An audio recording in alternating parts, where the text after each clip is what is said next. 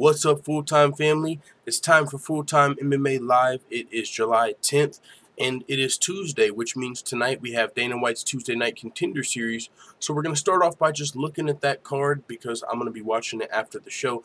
And then also we're going to go over some of the MMA news that's been going on over not just the last 24 hours, but really the last weekend, because there's been so much going on, a lot of different angles. I mean, with UFC 226, I still want to talk about Anthony Pettis' performance because it was a phenomenal performance. Mike Perry's future. There's a lot of things to talk about, but the main event and the co-main event really stole the headlines. And then not even that, the co-main event that there was supposed to be a co-main event. Brian Ortega versus Max Holloway. All of that stuff's going on. So it's kind of hard to even talk about even the last style bender. There's just so much to talk about right now. So we're going to go over some of the headlines as of late. Yo, what's up, full-time? Hope all is good. G. Leon Dubison in the building. What's up, brother? So, yeah, we're going to talk about the headlines and then go over some of the fight cards coming up this week. We've got Bellator this week. Of course, Dana White's Tuesday Night Contender Series. And then also, I believe UFC Boise might be this Saturday, if I'm not mistaken. So, just look over some of those as well. But as far as tonight, we got Dana White's Tuesday Night Contender Series. It says, or not it says, but I'm in news mode. But these are the fights we have tonight. Starting with the first fight of the night, we got Jalen Turner versus Mad Max Mustaki, the Tarantula Jalen Turner on Dana White's Tuesday Night Contender Series. Jordan Espinoza versus Riley the Perfect Storm Dutro. We got some, what weight class? Some flyweights. Before that, some lightweight guys fighting.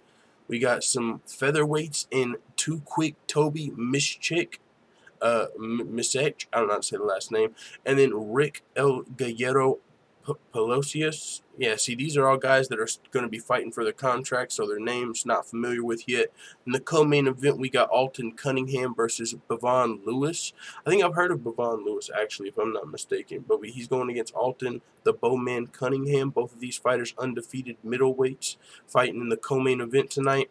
Then we got Kevin Aguilar, the Angel of Death, 14-1, taking on undefeated Joey Gomez in a lightweight bout. That looks like a solid main event for sure for Dana White's Tuesday Night Contender Series tonight. So make sure to check that out if you're interested. But let's get into some of the news coming out of this weekend, man. We got Stamina MC in the building. What's up, brother? But USADA, as far as they're concerned, Brock Lesnar is back in the drug testing pool already, and he's going to be eligible to fight in January. This is what USADA had to say. After receiving a notice of his intent to compete in the UFC, USADA re-entered Brock Lesnar to the testing pool on July 3rd. With 6 months and 4 days remaining on his period of ineligibility, Lesnar will be able to compete after January 8th, 2019, and should remain in compliance with the UFC anti-doping policy. Now, there's a couple things that says. For one, Daniel Cormier won't be able to fight DC until January 8th. DC wanted to retire by March, whatever his birthday is. It's in March. He also wanted a Jon Jones fight if possible. He said he wanted to end this fight. 2 big paydays, Jon Jones, Brock Lesnar. Ideally, in a perfect world, Brock Lesnar looks like it might be coming. But as far as Jon Jones, I don't know when he would be able to fight him, because if it's not going to be before January and he's going to retire in March, he might miss out on that third Jon Jones fight. But you know how MMA retirements goes, and I know DC really wants to retire at 40, but if he's still the double champ looking at a Jon Jones fight at heavyweight square in the face, I think everyone can understand one last fight, if you know what I'm saying. So maybe we still would get to see it, but DC has said he's open to defending his belt, light heavyweight belt.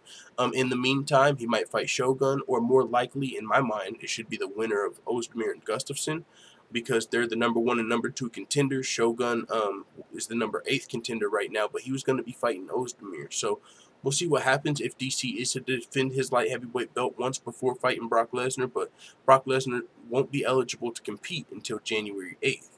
And the big fucking elephant, if you don't see it back there, there's a big fucking elephant in the room. He's got to pass all these drug tests. There's a big chance that doesn't happen, right? Like... I don't even know about this, man.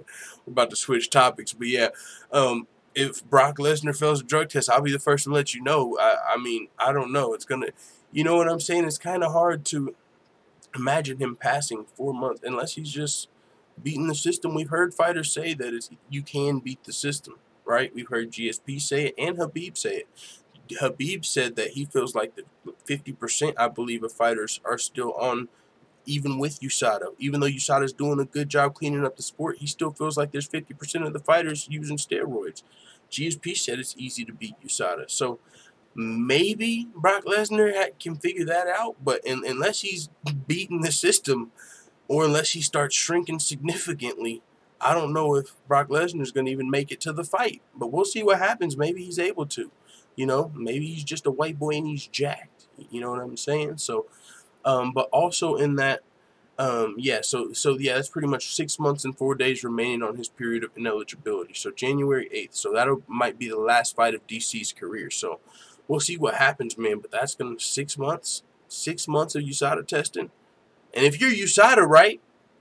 I'm not USADA, but I'm just saying, if you're USADA, if you got a fine-tooth comb up somebody's ass, right? If you're gonna be testing somebody, they're probably gonna be, man. If I'm USADA, I'm all over Brock, because if he passes, the system, I don't know. Does it look bad on USADA? Because I don't believe anybody believes Brock's going to really, unless he, like I said, shrinks significantly or looks different.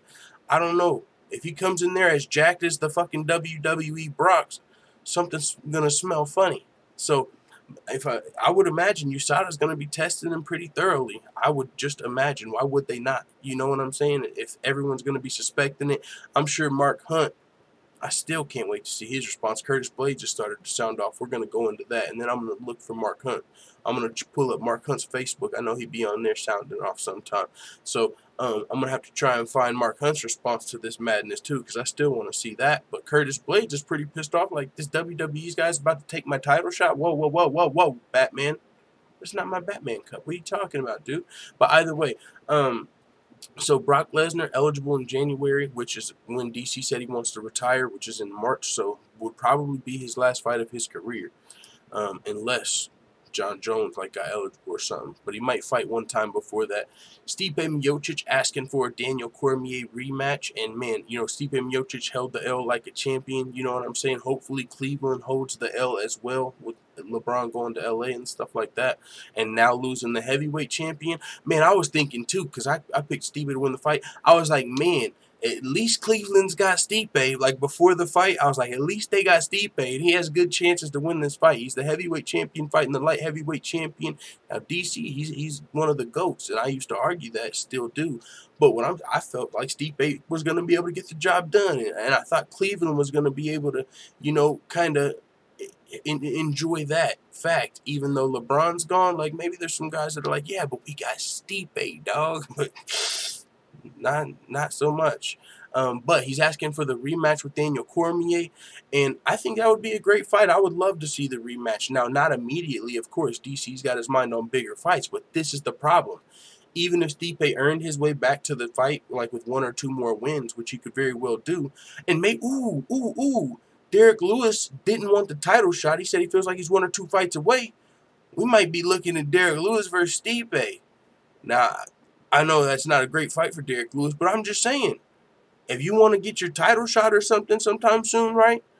Fuck that up. Fight Stipe. I mean, fight Curtis Blades. You know what I'm saying? Which one's the bigger fight? You can fight Curtis Blades too, and if you beat him, that's very impressive. But if you fight Stipe, that's probably more impressive, as he's the former heavyweight champion and still holds that record for the title defenses. So maybe that's something Derek Lewis might be interested in, unless he just wants to fight Curtis Blades, because he did bring up his name.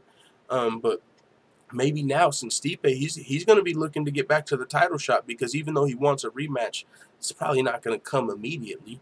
He just lost the title, heavyweight, first round knockout, and on top of that, DC looks like he's got his next fight that he wants. Whether it's, he said for sure his next fight at heavyweight is Brock Lesnar, but so that's why he was open to defending his light heavyweight title before then against Shogun.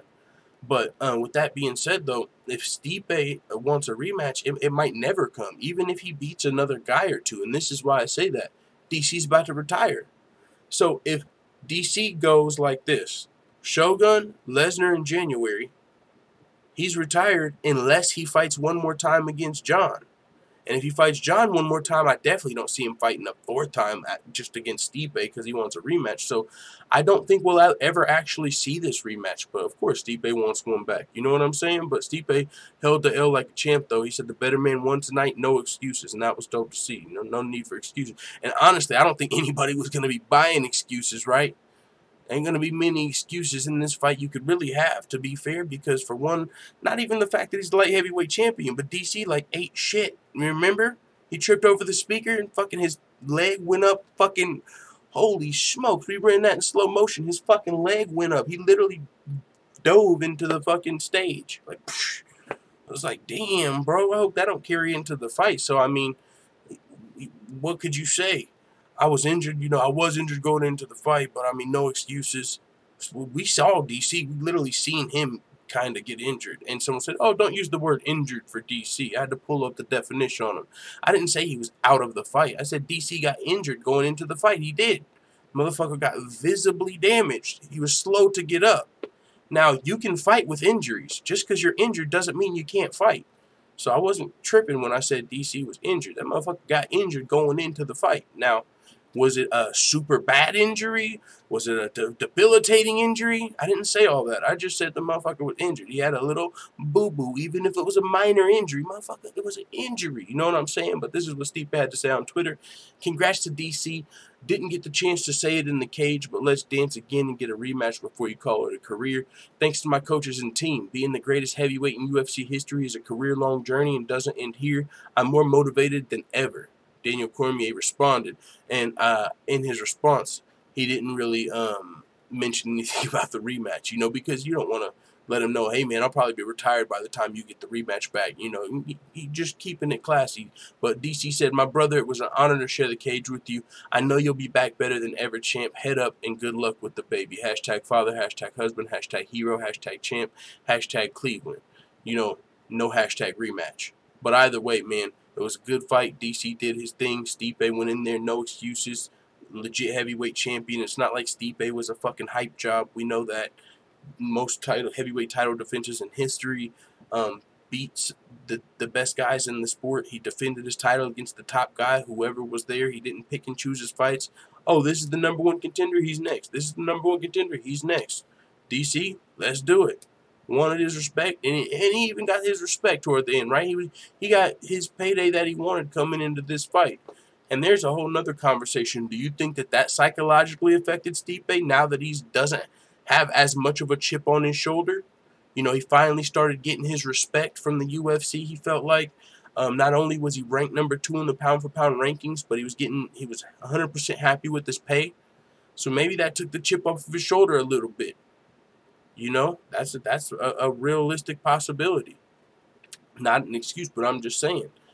The old Stipe had a chip on his shoulder that we knew and loved. We still love Stipe, but what I'm saying is he had a chip on his shoulder. He felt like he wasn't getting his respect from the UFC. He took the belt from Dana White and let his coach wrap it on his waist because he didn't feel like he was getting disrespect. And then after he beat one of these guys as the champion, he seen the pay and was like, what? I'm the heavyweight champion, and he just got paid how much more than me? He wasn't getting any respect. And now going into this fight, he actually got the respect, and maybe that chip fell off his shoulder, and he was a little too loose, if you know what I'm saying. Like, not in the fight, like literally too loose, but maybe that played into the fight, man. But yeah, man, I don't know about that rematch, though. I mean, I would watch it. I mean, definitely don't think it's going to happen immediately by any means. If it happened 3 fights later, I would love to watch the rematch. But I don't know how long DC's going to be here to fight that rematch. That's the problem. We're dealing with time on DC's side. This is something, John Jones' private reaction to Daniel Cormier's UFC 226 win. His manager shared it. John Jones, like, immediate thoughts on the situation. You might have wondered, because that's the moment Daniel Cormier is taking everything he worked for. Daniel Cormier, a guy that he beat, but his title was stripped away because of himself, though. Daniel Cormier didn't. Maybe Daniel Cormier's teammate Luke Rockhold might have gave John Jones some special jalapeno chips. You guys remember? I mean, you might have to look that video up. Some of you guys remember, man, them jalapeno joints. There was a press conference back in the day where Luke Rockhold was sharing some jalapeno chips with John Jones. All I'm saying is don't share chips with the enemy, because now you fail your drug test, his teammate's the champ. Gotcha. That's all I'm saying. But with that being said, though, no, on a serious note, on a serious note, though, John Jones failed the drug test. DC's the champion, and now John Jones had plans of moving up to heavyweight. John Jones called out Brock Lesnar. But guess who's getting everything that you fucking wanted and were working for? DC's now knocked out Stipe. He is the heavyweight champion. No ifs, ands, or buts. And now guess what? He just got pushed fucking 15 yards back by Brock Lesnar in the octagon. And he's going to be fighting Brock. That could have been yours. So you might be thinking, what is John Jones thinking right now? Like, how does he really feel? And even this is what his manager had to say. Now, is this 100% true? I mean, I'm sure there's some truth to it. I'll say that. But this is, as far as John Jones's feelings. But, I don't know if John Jones is the type is going to even, if he did feel any type of jealousy at all, who's going to admit that, right? Like, who tells their boys, like, yeah, man, I'm a little jealous, like, even if it's your best friend and you're watching someone take everything you work for, what are you going to say? Yeah, man, I'm a little jealous of him right now. That should be me. Or are you going to hold your motherfucking chin up, grit your teeth, and say, congratulations, motherfucker? You know what I'm saying? But this is what his manager had to say. He said, his words to me were, good for him. I guess now he can, now we can say, welcome to the club. He's actually a champion. He won the heavyweight belt, and no one can take that from him. He's the heavyweight champion of the world. Then he said, Malky, this is the best thing that could ever happen. Now I have the choice of coming back and can kick his ass at light heavyweight or heavyweight. Oh, shit, son. Oh, shit. Jones beat the guy twice. He's not jealous. When you beat the guy twice and the second time was more definitive than the first, John looks at it and says, all right, great. Now I can come back and fight at my choice, heavyweight or light heavyweight. Do I want to beat up big DC? Do I want to beat up little DC? I mean, I'm just saying. And if you look at it that way, I think he probably wants to fight heavyweight DC. Because if John Jones still feels like he's the light heavyweight champion, I'm sure he would rather prove to himself he can be the heavyweight champion. I mean, if you still feel like you're the light heavyweight champion and forget what everyone else is saying, I know I beat your ass twice. Well, he honestly feels like DC is the heavyweight champion. He said no one can take that away from him. Now, when I come back and we fight, maybe I can take that belt up off of him. But, I mean, I can definitely take away the light heavyweight championship from him because that's mine. That's mine. But I want to take that heavyweight belt. So I would think John Jones might want to fight him at heavyweight. That would be dope. That would be dope, man. But either way, John Jones. And by the end of the month, we should have some update on John Jones from what I've been hearing and reading and stuff like that. We should have an update on John Jones' situation. But when is John Jones going to be back? Is it going to be in time before DC retires? But either way, if John Jones comes back in, the day after DC's birthday, like, DC, you beat Brock, you can't fuck with me. You know what I'm saying? If you retire, it's because you're scared. We all know it. One more fight ain't nothing. Woo! DC's right back in there. It's the motherfucking GOAT. Let's go! John Bones Jones says, keep in mind, life is but a journey, not a race. If it's in God's will for me to still be here and healthy, please believe that there'll be many more fights to come. Let's not forget I'm the youngest guy in the top 5 at heavyweight and light heavyweight. He went on to give another update and said, the update is that I'm alive and well and I've been enjoying my family this summer and also doing a lot of professional growth work. No clue when I'll be back in the octagon exactly, but I do believe wholeheartedly that my best days in the UFC are still ahead. It's possible he is still young, his best days though, that's going to be, I don't know about his best days. Maybe heavyweight glory or something, but what he did was super impressive. The wins, he becoming the youngest light heavyweight champion, the youngest champion in UFC history. I mean, and the names on his resume he was able to beat en route. He built up one of the greatest resumes of the light heavyweight champions, and so he had very bright days. So that's why I say, are they going to be even brighter when he comes back? That's still to be seen, but he believes it. So with that being said, that self-belief, going to take that into the gym, train that much harder, and now probably going to even be hitting that much more weights. Like, you know what? Fuck light heavyweight. John Jones is a heavyweight, baby. I'm coming back, and I want DC's motherfucking taco. He's coming back at heavyweight. John Jones is about to be power lifted, baby. Fuck that. Hey, he's about to come back at heavyweight. We're about to see heavyweight John Jones. It's going to be crazy, man. What else we got? John Jones sending a word of encouragement to Francis Ngannou after his disappointing UFC 226 loss. Keep your head up, brother. What John Jones have to say? He says, and we saw Francis Ngannou's statement. He says, I'm not proud of my last performance. I carried my fear from my last fight into this one. I completely understand the frustration and anger that it has caused my fans, coaches, teammates, family, and friends, and I'm truly sorry for that. I won't let everyone down again. All I can do now is prove myself and make you proud again. These motherfuckers, man. I don't even want to think about that. That just pissed me off thinking about that. How he said he let everybody down. Boy, what happened to motherfucking... He's been talking shit. Be careful what you wish for. Motherfucker. Fucking fight. But John Jones sending him a little word of encouragement. He said, brother, please don't feel like you let people down. Yeah, coming from one letdown to another, you ain't done shit yet. You know what I'm saying? Trust me, you ain't let shit down. Wait until you fucking wreck into a pregnant lady and you do all of this other shit, and then you fail a drug test. Then you let somebody down, bro. You're just learning fights. Like, no, he said, please don't feel like you let people down. No one understands what it's like to be in there. We're all extremely grateful for your performance. Thanks for being a great entertainer. Wishing you nothing but the best, brother. Now, yeah, he's definitely a great entertainer in the fights leading up to his last two. You know, that's where he got the scariness from. I mean, and he still hits as hard as a Ford Escort. That's still facts. You go punch that machine, you know, unless he's got significantly weaker for whatever reason. But either way, you get the point. His wins were very entertaining. That knockout over Alistair Overeem. Before that, I forget who he fought, but he was knocking motherfuckers out. You get the picture. For instance, that's very entertaining. But I don't know if you're gonna watch his last two fights and agree with John Jones here. You know, but hey, it is what it is. Everybody needs a message of encouragement when they're down. You don't want the whole world against them, man. You know what I'm saying? Even though I'm kind of pissed off about that motherfucking fight. But it's good to see, you know, John Jones sending some words of encouragement. Because he definitely needs them. I'm sure he's definitely getting a lot of the opposite. You know what I'm saying? He's getting a lot of hate, I'm sure, too. Following UFC 226 fight cancellation, Brian Ortega asked the UFC to strip Max Holloway.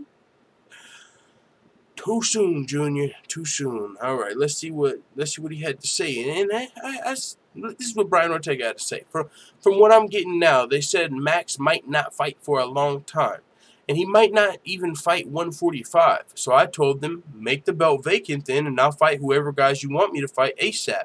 I'll fight them at UFC 227 here in the Staples Center, but let's get that situated.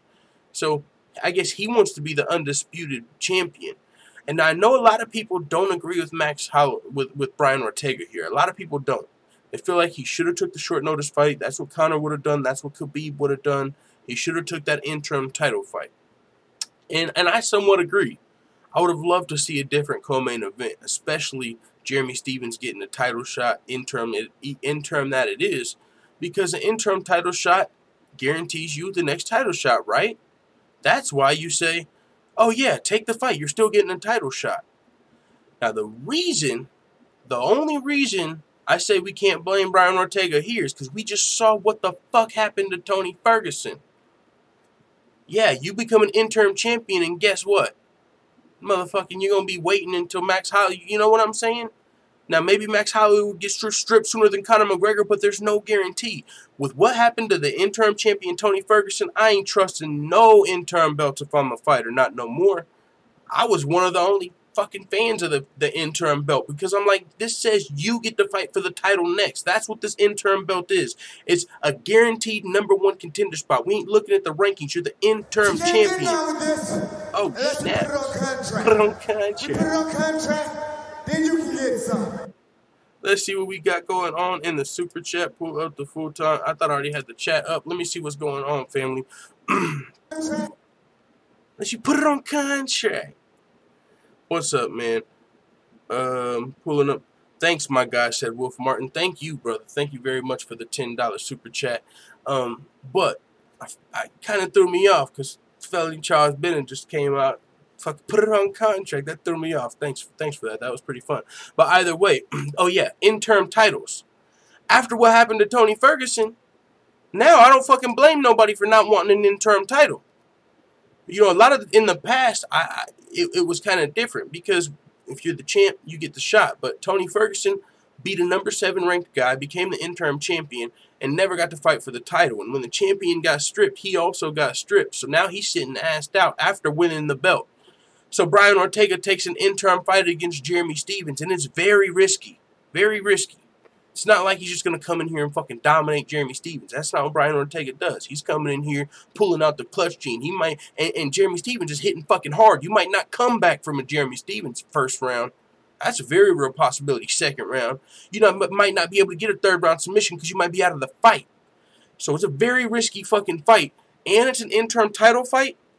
And interim title fights really don't mean shit right now. And I've never been a champion before. Biggest fight of my life. You guys want me to risk all of this? Because what? Conor McGregor and Khabib, I mean, they might have been bigger stars whenever they took their interim title fights. And Khabib's was actually an undisputed title, right? And that's another thing. Khabib got to fucking fight for a real belt. You know what I'm saying? If you're Brian Ortega. I'm talking about from Brian Ortega's perspective. He got to fight the number 10 guy for a real belt, and you stripped the interim champion and stripped the champion.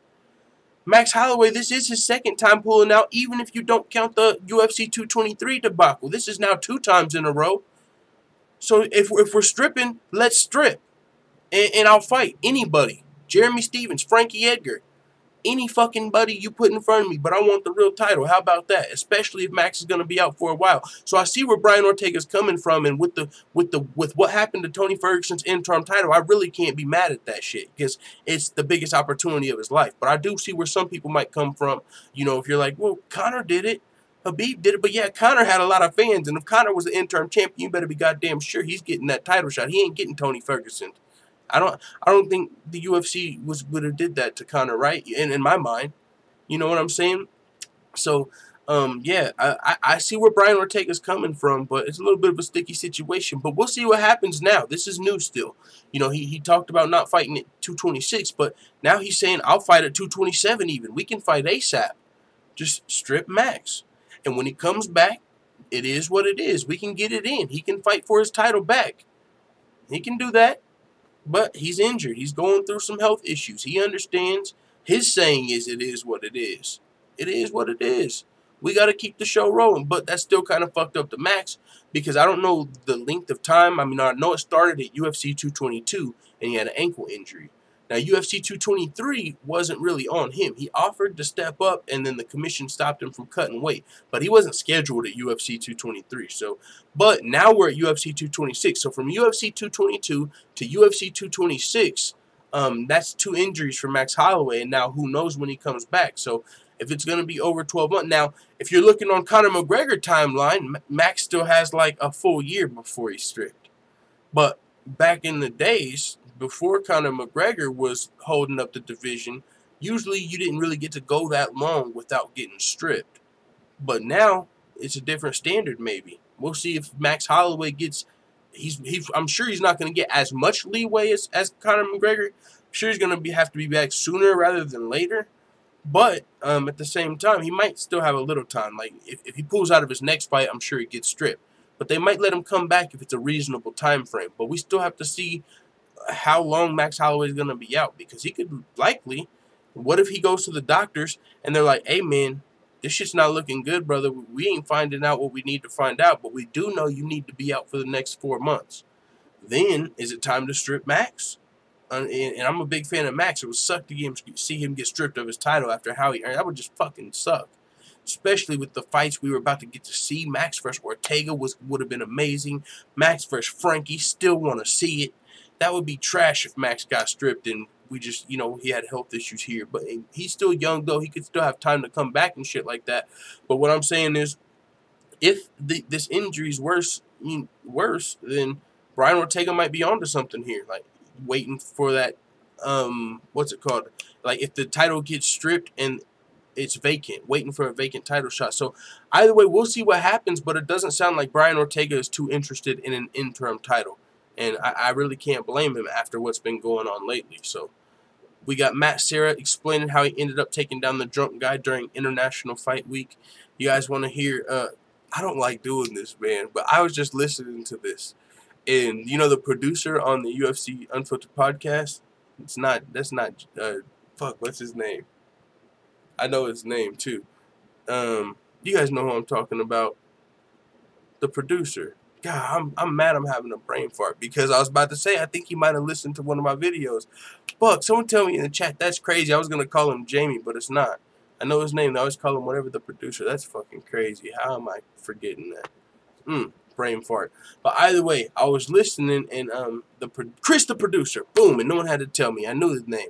Chris the producer was, talking. They were on the podcast talking. He was like, yeah, some people posted both videos.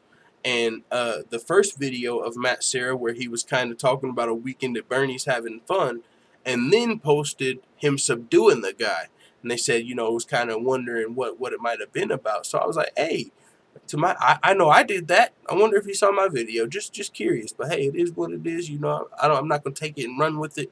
Just throwing it out there. If you like it, take it. If not, send it right back. But what's up, Chris the producer? Big fan of the show.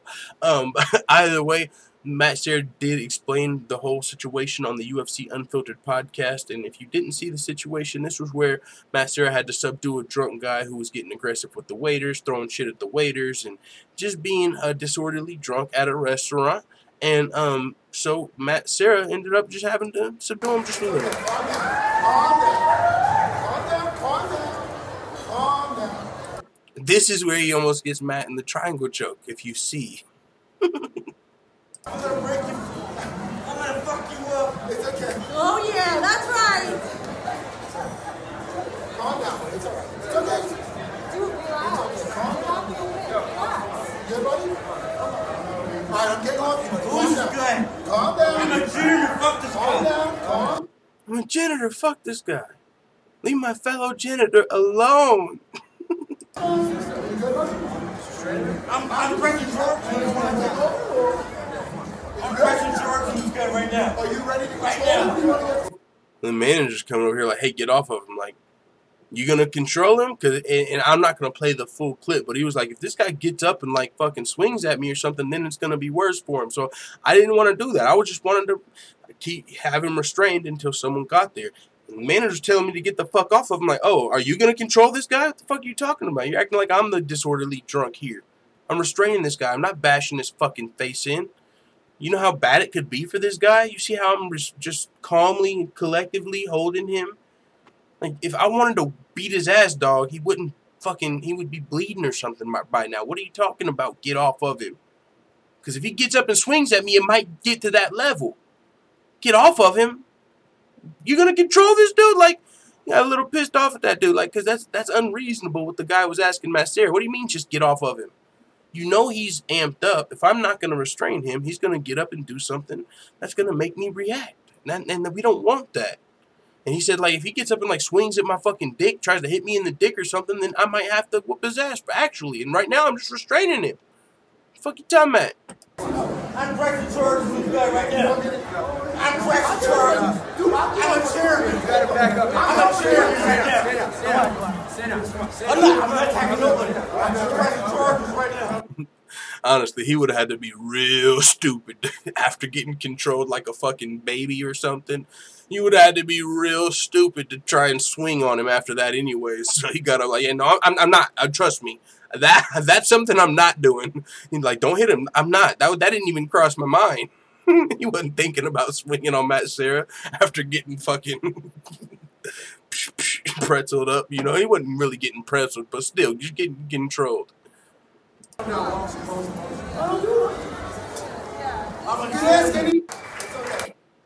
But yeah, and in the very beginning, you hear the crowds cheering, like, for Matt Serra. Like, thanks for fucking restraining this drunk asshole. Whew. Somebody did. This guy was about to hit me with the fucking salt shaker. You hear the clapping in the beginning, so yeah. But here's a little bit of the explanation written out. It says, we're eating at the cafe a couple times, and a couple comes in that's out of their mind drunk. She passed out the second she was in there. He left, came back, but he started getting really, really nasty to the staff, cursing, just totally drunk, loud, obnoxious, rude. Then he starts throwing stuff at the waiters, and he's walking by and yelling to the point where everybody's stopping and looking. I was almost out of there. I was almost in the clear. My waiter bringing me the check, and then he gets up and goes after my waiter. Just a drunk moron, and he has his fist clenched, and he's throwing shit at the other waiter. Now he's facing me and my family, so he's drunk, and something's going to happen. The guy's hitting him, or he's going to throw something, and my family is behind me. So I stood up, and he directed everything toward me the second I stood up. You, I'll fight you. Didn't know who he was fucking dealing with. Didn't know who he was fucking dealing with. That was where he knew he fucked up. So he took his shirt off, and the second he took his shirt off, I don't know if he went to swing, but I just neutralized that shit. I stepped right in. I got him around his waist. My wife, she goes, when you went in, I thought that you were going to slam him. You let him down so gently. Dude, he just like melted when I grabbed him. He folded to jelly. So I got him around the waist, basic takedown, and gave him a free jiu-jitsu lesson. That's a great way to put it. He gave him a free jiu-jitsu lesson. Hey, so Matt Serra, and honestly, the only reason this was a big deal is because he's famous. This was a situation he really handled perfectly, and if there wasn't a camera, he would have people probably wouldn't have believed it. Because, this is why I say that, Matt Serra wasn't trying to fuck the dude up. He was just trying to restrain a guy that was disrupting, being disorderly. He was just restraining him. His family's there on top of everything. It's not like he just wanted to show off his fucking jiu-jitsu.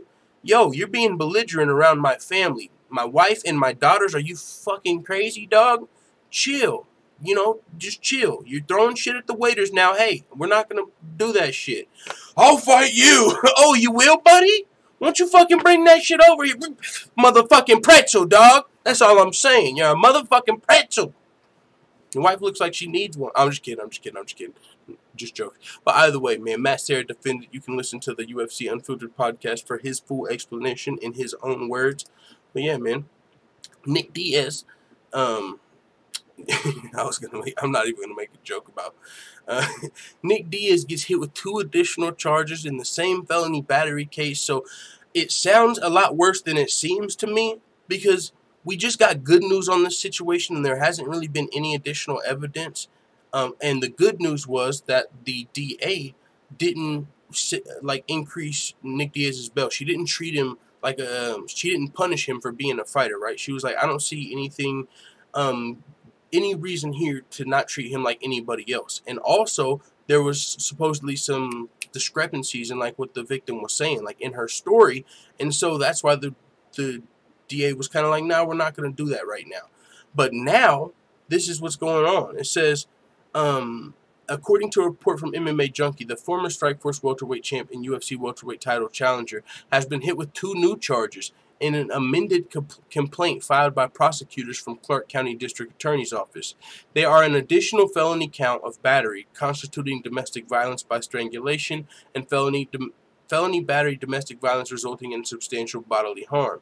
So it's like the same felony, because his first one was domestic battery via strangulation. Now this one is actually, it looks like domestic violence via strangulation, whatever the difference is there. But they're adding on extra charges. But Nick Diaz's lawyer responded, and they're not too worried about it because nothing's changed on their part. So like, why is she going? And this is my thing. She was already, it seemed like, had some holes in her story, which is why the judge didn't like raise his bail or whatever. So there was already some holes in her story. One of Nick Diaz's friends, and a lot of, not just one person, a lot of people have been coming out with details and accounts of this chick's behavior. She's looking like some type of crazy stalker chick, and there was already holes in her story, so now they're adding on new charges, but the attorney's not too worried. They said, we were surprised that the state filed an amended complaint in court this morning, given that there's no new evidence that would warrant adding charges. Regardless, we are confident that the truth will come to light, vindicating Mr. Diaz after a thorough cross-examination, exposing the alleged victim's inconsistent and contradictory allegations. So she's already had some inconsistencies. Now there's no new evidence, and they're adding more charges. So they're like, yo, this bitch is crazy. We've been trying to tell y'all. No, but yeah, that's what they had to say. They don't seem too worried about it, but Nick Diaz did. They added more charges to it. So, and one of them, there's an additional felony. Two extra charges, and one of those are a felony. So we'll see what happens. But yeah, there does seem to be some inconsistencies in the alleged victim's story, so we're not going to dig too deep into that. But yeah, that's the news. Got hit with 2 additional charges out of nowhere. The judge was like, this was, we don't even know where this is coming from. But Curtis Blades, though, not the judge, his attorney, but Curtis Blades reacting to this whole Brock Lesnar debacle. This is a guy that was en route to a title shot, had a very impressive win over Mark Hunt, took him down 10 times in the fight after getting clipped up a little bit by the more experienced striker, of course. But either way, won the fight dominantly. Mark Hunt, in his home, came to in Mark Hunt's hometown, and that's when he called out he wanted to fight in UFC 225. Mark Hunt had the home crowd behind him. I don't know if it was like actually where he was born, where they were fighting, but they were over there in New Zealand, I believe. So the crowd was behind Mark Hunt. Curtis Blades was getting booed after he beat Mark Hunt. Yo, I want this feeling. I want to fight in Chicago. He did get his wish by Alistair Overeem, another legend in Chicago, and boy, did he win that fight impressively. Busted Alistair Overeem open in the 3rd round with his own Curtis Razor Blades. That's his nickname, is Razor Blades, and that's what the fuck it looked like he took to Alistair Overeem's head in that 3rd round with his elbows. And so another impressive win over another legend, and he's like, yo, I could be looking at a title shot soon. But Brock Lesnar's in town, baby, so Curtis Blades might be getting skipped over, and you could imagine he'd be pretty pissed off. This guy's coming off of beating Mark Hunt at UFC 200, 25 fucking UFCs ago, failed his drug test, fight was overturned, and now he's getting to skip everybody? What in the fuck? I'm the #1 contender. Are you kidding me? I know Derek Lewis is down, and he don't sound like he wants the title shot, but I do. What the fuck are you talking about? This guy's coming over from the WWE, taking everything I work for, motherfucker. You know what I'm saying? So this is what Curtis Blades had to say. Starting from the beginning. Let's start at the beginning. I spoke with Curtis Blades tonight about UFC 226, Brock Lesnar, and how he feels about being passed over on the title shot. It's a tough time for the #1 contender. I appreciate his openness during it. I was somebody getting an interview, but he said, this is where he actually tweeted out, Brock Lesnar needs PEDs to beat one of the greatest striking heavyweights in combat sports history, Mark Hunt. Guess who didn't? So Curtis Blades is saying, he cheated and beat Mark Hunt. I didn't. And he's getting the title shot. I did it more recently, and I beat Alistair Overeem after beating Mark Hunt. But that doesn't matter. It looks like Brock Lesnar skipping me and taking everything I work for, motherfucker. So Curtis Blades is a guy that might be getting the short end of the stick because of business. And this is another thing. I did like a fucking... Bro, I did a video where I was talking about how Daniel Cormier told fighters to stay broke that were saying that thing, the confrontation was fake. It ended up being like a 45-minute whole podcast just on that whole idea. And I was like, man, I don't even know if I should put this on YouTube. So I'll put that on Patreon. But that's one of the things I talked about, though, in this. And I just had a brain fart because I was saying that. But I put it on Patreon, and I was talking about that whole idea, yeah, of the WWE thing. And yeah, that's what it was. I remember now.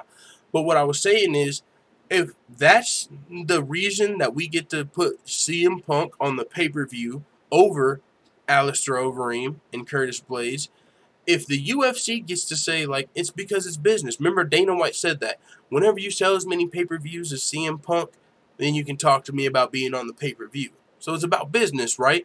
Whenever Brock Lesnar's coming in and fucking skipping Curtis Blades, it's business, right? So how come Brian Ortega, whenever he's pulling out of this fight, unless you're going to give him the same amount of money, if not more, a business move, why can't he do that if it's about business? Whenever you guys do this CM Punk Brock Lesnar shit, but then fighters are supposed to just fucking use their heart and their ego or whatever it is. Like, fuck it, I'll take any fight anywhere, be like Donald Cerrone, or, people say like Cowboy and Connor. But my thing is, if the fighters are looking at it as a business, then they might make those decisions that Brian Ortega made. I want to fight for the actual title. I've seen how the business can fuck over an interim title fight, so I'm not interested.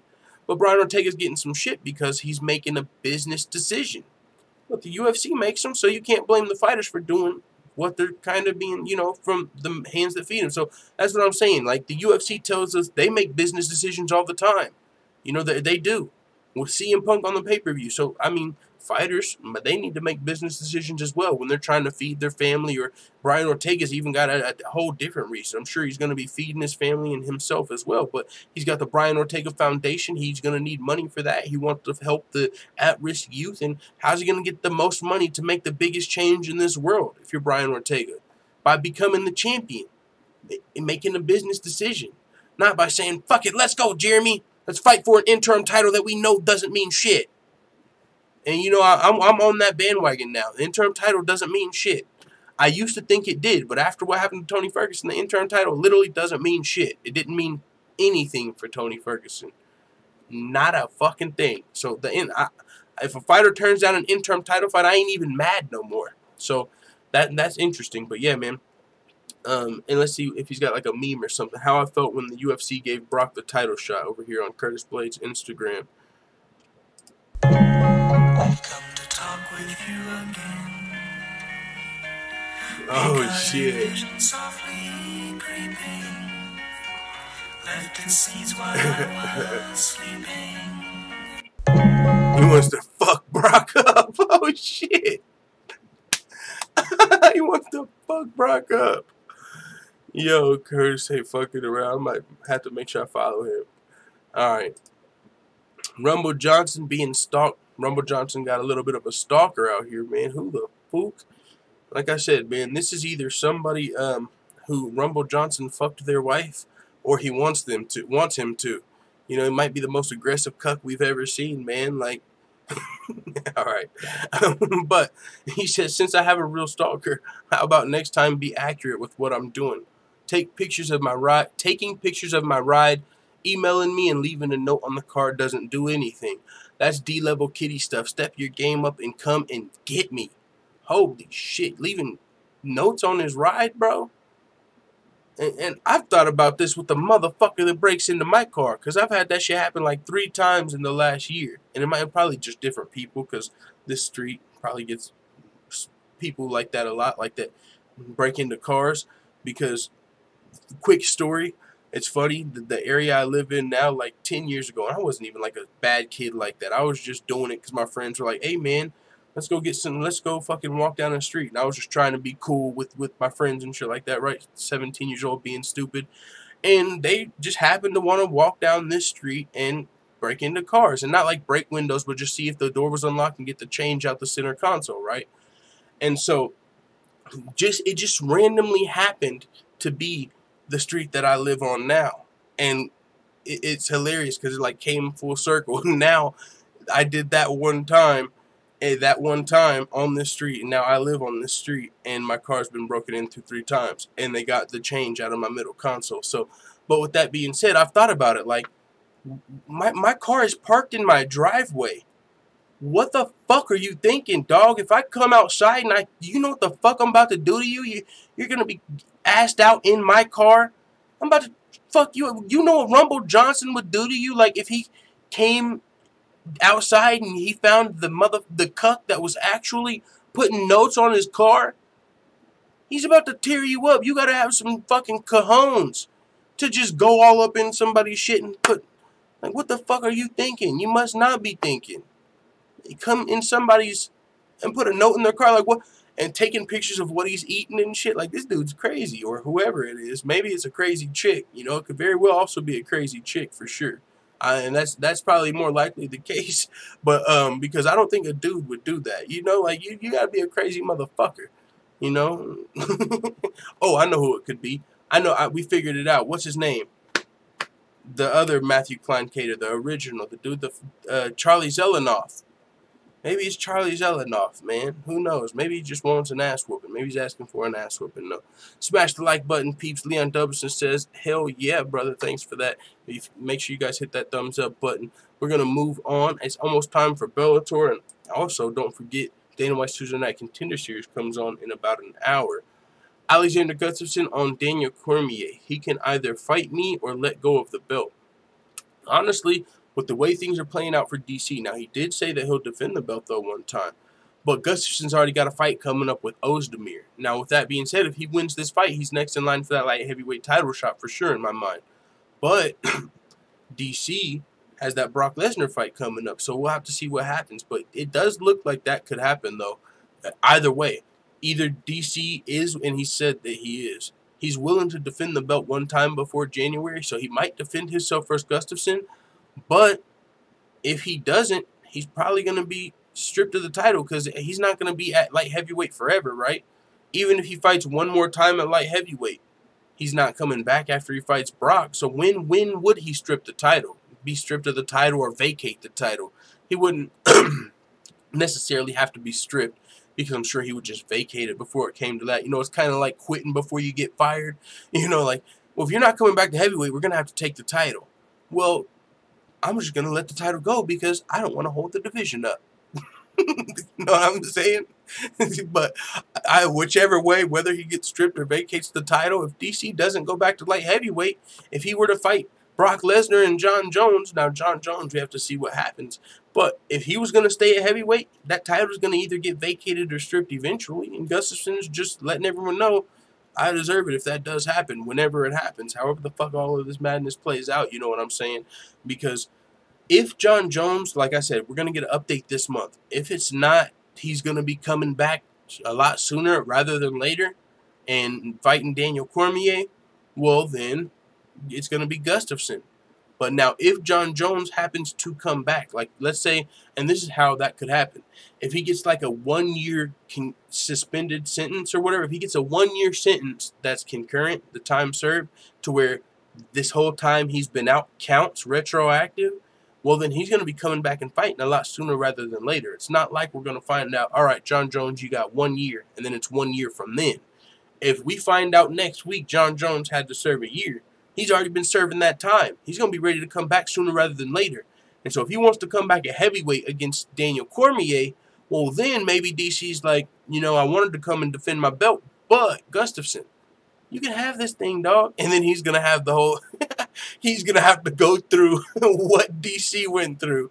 Whenever Jon Jones got stripped of the belt and everyone said, you're not the real champion, man. You didn't fucking beat Jon Jones. Gustafsson's going to have that over his head for sure. Like, dude, you didn't beat Cormier or Jones. What are you talking about? No one's going to buy that. Like, yeah, you're definitely the third best in the world, but no one, dog, come on. Cormier, maybe when Cormier retires, you'll get your respect, but I just think that would reek over him for a while. Like, you lost to Cormier and Jones, and the only reason you're the champ is because they're kind of a heavyweight right now or retiring. But, you know, I still fuck with Gustafsson. I definitely think he's the best light heavyweight in the world, not named Cormier or Jones. But Cormier and Jones are still around. So, in the meantime, in between time, he would probably be dealing with that whole little Jon Jones effect that DC went through. But this is what Alexander Gustafsson actually had to say on the MMA Hour. He says, it doesn't sound right when he says things like that. I respect that Cormier versus Lesnar is a big fight and a money fight, but the way that he says I have to do something spectacular, I think it's a bad thing for him to say because I'm ranked #1 and I fought everyone in the division. It's not up to him to decide something like that. I don't know what he means by that. I've been fighting everybody and waiting for an opportunity like everyone else to fight for the belt. He's up there now. He has the heavyweight belt and he has the light heavyweight belt. He's keeping the light heavyweight belt for himself. He doesn't want to let it go. I don't know what's going on. He has to make up his mind and decide what if he wants to come back down. I'm just going to beat Vulcan, and then if I'm ready for him, maybe he should just let the belt go and give it to us so we have something to fight for. So, I mean, and honestly, I'm not interested in that, though. I don't want to see him vacated right. I don't want to see Gustafsson versus fucking Ozdemir for the vacant title. You know, like maybe after because, you know, DC fought not too long ago. Keep that in mind. DC defended his light heavyweight belt this year already. Now, he's up at heavyweight, but he fought in the beginning of this year, January. Now, yeah, it's going on 6 months, but he's also said he's open to defending that light heavyweight title. But either way, we'll see what happens. If that's going to happen, there's a lot of stuff that has to play out. For one, this fight at UFC 227, because I don't think DC is going to vacate or be stripped by then. That's for sure. And we'll probably have to find out what happens in this Jon Jones case. If I'm DC, I'm waiting on that. Like, hold on, let me see if Jon Jones, if they're going to let this motherfucker actually come back, because I might have to whoop his ass up here at heavyweight. real quick. And if I do that, then yeah, y'all can have this light heavyweight belt because I'm fighting Brock next. Fuck that. But I might have to teach John Jones a lesson up here at heavyweight. You know what I'm saying? Give him the old DC classic, the old double champ. DC stands for double champ, motherfuckers. DC don't stand for double cheeseburger, Daniel Cormier, none of that shit. You know what it stands for? Double champ. DC stands for motherfucking double champ. Let's go. Fuck you talking about? I think Forward Thinking might have put that up. Peace out, L-Dub. Let me check out the chat real quick before we continue. What's going on, full-time family? Leon Dubs to smash the like, peeps. Dana White Contender Series is on now, G. Holy shit, my bad, dog. All right, yeah, I'm about to close this out, man. I'm supposed to be watching. I didn't realize it came on at 7. I thought it came on at 8. I will pirate the UFC from now on, says Ben Cesaris. If it's sports entertainment and rigged, as DC admitted it is, no more being either. He didn't say the fights are rigged. He's just talking about building up the fights. He's not. He said no. Whenever I'm putting my fucking fist in your face, that's as real as it gets. He's talking about selling. He's not saying that the fights are fake. That's not what he said. He said, yeah, if you guys think that Brock Lesnar pushing me in the octagon was fake, stay broke. And I don't think DC was in on that. Brock Lesnar, yeah, he probably had that shit figured out. Well, he probably knew that. But DC was genuinely surprised when he got pushed halfway across the octagon. Now, do I think he minded it? No. I think he saw dollar signs as soon as Brock fucking unlatched the cage and he saw Brock. As soon as he seen Brock in the first row. I'm not sure he saw dollar signs, but he probably didn't expect that. But either way, Brock Lesnar storming the cage and pushing whoever won the fight, that's one thing. I don't know if he would have pushed Stipe, but I'm sure he would have still came in there and ripped a crazy-ass promo on Stipe. Ngannou sucked. You just beat a fucking light heavyweight, and you're absolute dog shit. You fucking want some respect? Respect these nuts, motherfucker. I'm just saying Brock would have still cut a heavy promo on him. Either way, I believe Brock was going to come in there and be ready for his UFC return. We know Brock's been wanting to come back to the UFC, and no matter who he's going to do it against, he's going to do it in Brock fashion. I don't give a fuck if it's Ngannou. If he was fighting Ngannou, he would have probably came in there and talk some shit. He came in and did his thing and sold the fight, because Brock sells fights. That's how he sells so many motherfucking pay-per-views, dog. You know what I'm saying? He's doing his thing. But the fights, DC did not say the fight was fixed. So don't get it mistaken. He's just talking about some of you motherfuckers got to sell fights. And this is something I talked about in that whole little 45-minute podcast over there. But Chael Sonnen did a video on YouTube not too long ago, and he was essentially saying the same thing. Stay broke. He was talking about, there's some fighters that they don't want to be into selling tickets. They just want to get in there and say, yeah, I'll fight whoever they put in front of me. And they just want to, work every day and go that way. And you can do that. You can definitely do that. But those are going to be the guys that open the curtain for the guys that are flying 15 fucking feet across the octagon or talking trash. Those are going to be the guys that get the opportunities.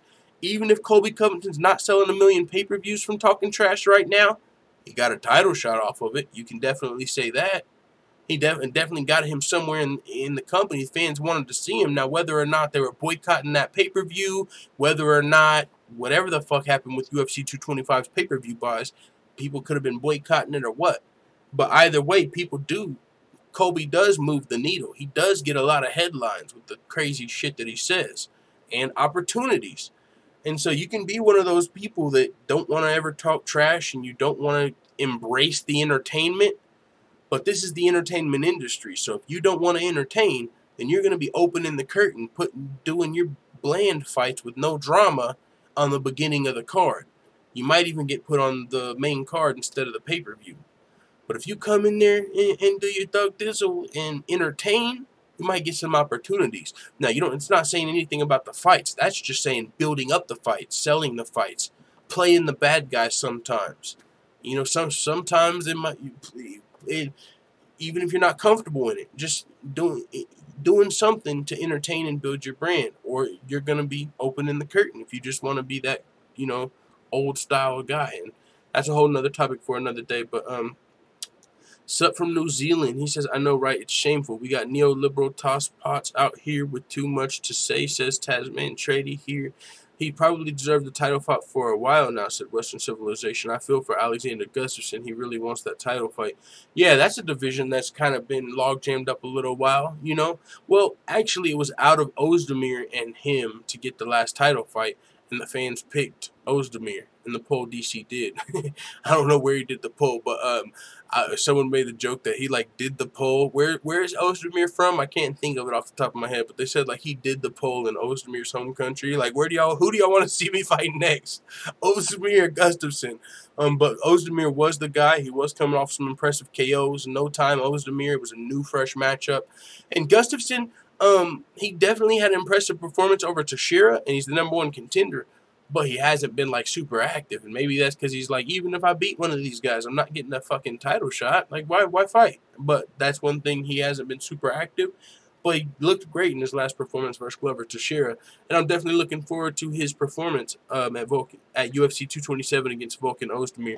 Real quick though, we got to get through here. Speaking of contender series that just started 15 minutes ago, after earning a UFC contract, what in the fuck? Greg Hardy is returning to the contender series. Now, this is kind of weird to me because if you watch the episode, he earned the contract. It's not, it's not like you win the show and you're like, all right, man, yeah, we're going to give you the contract back to the contender series. Like, you know, when you win the show, you don't earn a contract back to the contender series. Now, we have saw that before. People get a second shot on the contender series, but that's when they had an impressive performance, but it didn't steal the show. So it's like, man, we can only give out so many contracts. Sorry. Like, you don't get to fight in the UFC next, but we're still going to have you back on the show. Greg Hardy got a first-round knockout, and he was in. But now it's like he's kind of out. And they know, like, maybe he's rethinking it, especially now that Greg Hardy, I believe, injured himself in arena football or something crazy. But he's coming back to the contender series, and he's going to have to earn his contract that he already earned again. But, yeah, kind of a weird situation there, but Greg Hardy was only 1-0 as a pro. It was only his first fight. I mean, I'm kind of glad. I don't want to see someone jumping into the UFC at 1-0. I honestly feel like motherfucker might need like 3 more fights in the contender series just to get because 1-0, that sounds like some CM Punk shit. Now, Greg Hardy had 3 amateur fights, all knockouts as well, and he's a heavyweight that can knock dudes out, so I'm not going to compare him all the way to CM Punk, but his resume coming in was comparable. He only had like 1 more fight. Coming into the UFC, he would have been 1-0. Now, if he wins another fight, he'll be 2-0. But now it's weird. Now this is where it gets even weirder for me, because it's like, what if he doesn't get the first round knockout on contender series? Does he not make it to the UFC now? Because he got the first round knockout and made it. But now that he's back on the contender series, what if he doesn't get a first round knockout? It's like, damn. You know, you almost were there. I don't know what would happen, but maybe the UFC would still sign him or something, or he would go to LFA or something like that. But either way, man, Greg Hardy's going to be returning to the contender series. Let's see if they have a date and time for it. August 7th, he's going to be fighting Tabaris Gordon. I do want to pull up Tabaris Gordon real fast, man, and I'm fucking missing. I'm probably going to miss the first fight of the contender series. Gordon. Tabaris Gordon. All right, right here. 3-0, all fucking KOs himself. Okay. So Greg Hardy's going to be fighting another knockout artist like himself who can take dudes out. Going to be another fun fight. Definitely could end in a first round KO, but we'll see what happens. He's got to re-earn his shot, which is unfortunate for him. But yeah. Let's see. We got Cam Murphy. What's up, full time? EBS Rock says, Cam, you a catfish? I don't know, dog. Matt Mitrione versus Ryan Bader set for Bellator Heavyweight Grand Prix semifinal bout on October 12th. This is the other side of the bracket. You've got Chael Sonnen versus Fedor, and you got Mitrione versus Bader. Chael Sonnen versus Fedor, I can't think of when that's going to be off the top of my head. But either way, winners of these fights are going to be in the finals. Winners of these fights fight for the heavyweight title. So you got Matt Mitrione versus Bader happening October 12th. That's going to be fun. But before we get out of here, speaking of Bellator, we got Bellator coming up. And yeah, I'm pretty sure she's not either, because actually I believe El Chapo knew her before El Chapo flippity-floppity on us. I still think he's around, just on a different account. I think he's Darren B. But hey, it is what it is. El Chapo, we fuck with him when he's not on one. But with that being said, we got Bellator 202 coming up this weekend, this Friday. Bellator 202 headlined by Julia Budd versus Talita Nogueira. I'm not going to lie, man, Bellator's featherweight division might be better than the UFC's, and especially with what they've been doing, even on the new show. If you listen to Coach, he was talking about how the chicks that made it to the show, a lot of them are actually formerly fought at bantamweight. And there's some legit featherweights that didn't make the show. So it's like, I believe Cindy Dandoise is one that didn't make the show, and she's like, I don't know what the fuck's going on. I'm a legit featherweight. I didn't make the show, and all of these girls that have fought at bantamweight or aren't as skilled as me made the show. So are they trying to build a featherweight division or what? So Bellator's got one. Julia Budd, Talita Nogueira. Bellator's featherweight division might be better than the UFC's if they pick up someone like Cindy Dandoise and some of these other girls. Because the UFC's featherweight division right now consists of Chris Cyborg and nobody else, except for a bunch of chicks that have challenged for the title. Holly Holm even looks like she might be going back down to bantamweight. So the Ultimate Fighter Season 28 is going to have female featherweights on there, but that's not the whole show. They're splitting the house with heavyweights. So it's like in Season 26, the whole show was female flyweights, and that kind of made the division because you had a whole house full of females to kind of make the division. But now you're going to have half of that to a division that really needs it, and you ain't bringing people like Cindy Dandoise in. It's like, all right, dog. I mean, I don't know much about Julia Budd, but I've definitely heard her name mentioned with some of the better featherweights in the world. So she's under Bellator contract right now. So so they and she's going to be, I believe, fighting for. She might be defending it, or this might be the inaugural featherweight title. But either way, women's featherweight title at Bellator 202 this Friday. You've also got, let's see, that's the main event. Let's move to the co-main event. Bantamweight co-main event between Eduardo Dantas and Michael McDonald. That's another great fight between two of Bellator's best bantamweights. You got Chris Honeycutt versus Leo Leighty. That's going to be a middleweight fight. Chris Honeycutt 10-2, Leo Leighty 10-1. Solid. That looks like a good fight for sure as well for the main card. And then you got Ernest James 1-0 taking on Valentin Moldavsky. Another fight on the main card, heavyweight fight. Russian heavyweight, 225. He's a small heavyweight, taking on a lot bigger heavyweight. Ernest James. We'll see what goes on at Bellator 202. I'll definitely be watching. But with that being said, man, yeah, thank you guys for tuning in. You can now, if you want, tune in to Dana White's Tuesday Night Contender Series. Or I saw Joe Rogan counter-programming me. I'm just kidding. But right before I went live, I saw that Joe Rogan had Israel Adesanya on his show. So maybe you can tune into that live. Thank you guys for coming and chilling with me, though. That's super dope. You could have been anywhere in the world, but you chose to be with your boy Full-Time MMA, and that's super awesome considering everything that's on right now that I just mentioned. So thank you, Cam Murphy, EBS Rock, Tasman Trady, For Western Civilization, Stamina MC, fucking Kim Jong Uzi, Yanking My Dandy Doodle, Mr. Perfect 2005, Weezing 336, and my motherfucking dogs. Thank you guys, and if you're watching the replay, appreciate that as well. But we're gonna end it here now. Let the Full-Time family know what you guys think in the comments.